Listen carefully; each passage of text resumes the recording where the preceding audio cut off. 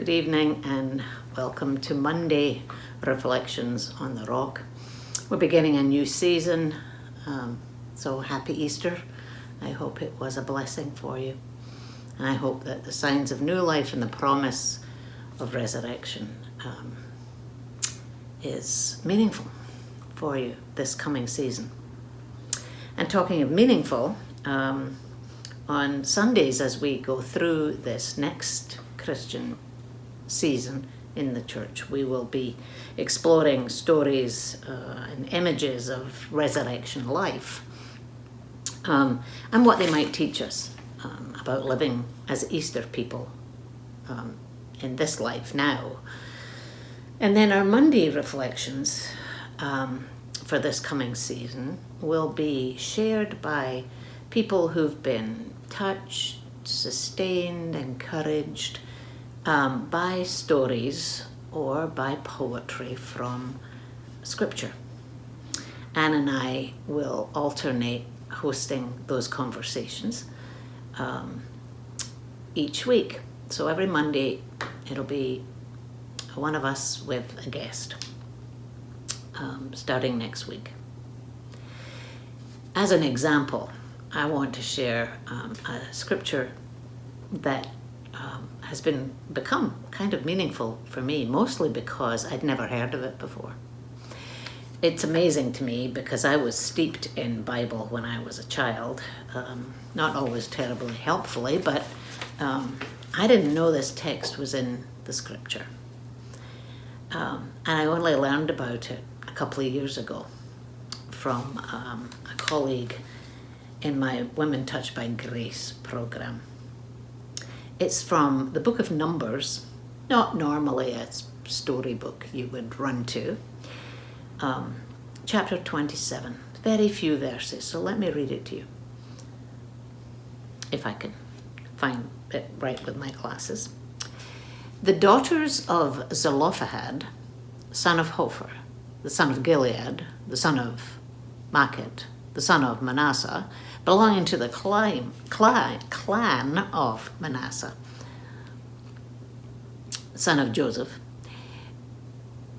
The names of the daughters were Mahlah, Noah, Hoglah, Milcah, and Tirzah. They approached the entrance to the tent of meeting. It hadn't a temple yet. There were still a wandering people.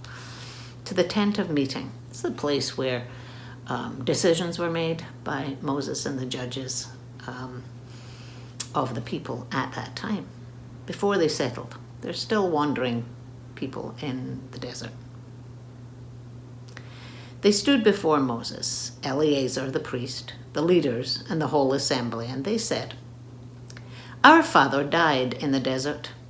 He was not among Korah's followers who banded together against the Lord, but he died for his own sin and left no sons. Why should our father's name disappear from his clan because he had no son? Give us property among our father's relatives." So Moses brought their case before the Lord, and the Lord said to him, "What Zelophehad's daughters are saying is right. You must certainly give them property as an inheritance among their father's relatives, and turn their father's inheritance over to them. Say to the Israelites," God went on, "if a man dies and leaves no son, turn his inheritance over to his daughter. If he has no daughters, give his inheritance to his brothers. If he has no brothers, give his inheritance to his father's brothers. If his father had no brothers, give his inheritance to the nearest relative in his clan, that they may possess it. This is to be a legal requirement for the Israelites, as the Lord commanded Moses." I'd love to know if you knew that story already. I was blown away by it. And what it has spoken to me at different times since then is, first of all, the ongoing surprise of classic literature, and especially classic faith literature, there's always something new to find. And even in a kind of obscure to us book. Another thing that strikes me is that it again reminds us that God is a God of justice. And that's still a powerful image. You know, more than 2,500, 3,000 years ago, women were not really thought of as anything but property. And it's not that long ago since that changed. And we still struggle for groups who are marginalized. Another thing that struck me about this was the guts of the women. I'm just so impressed that a piece of property like a woman would actually have the courage to band together with her sisters and go into the lion's den of male power. And I think that's very encouraging, that we can still, to this day, have a voice if we are on the edges. And that somebody will listen. The next thing that happens in the story is that they don't give a quick answer, which is sort of surprising to me because, and nowadays we're all about quick answers. No, they took some time for discernment, and Moses leaves the group and goes talk to God about it. The importance of prayer as we discern next steps and big decisions as well as little decisions is not minor. It's a pretty central part of our historic faith, and it should be certainly a part of my daily faith.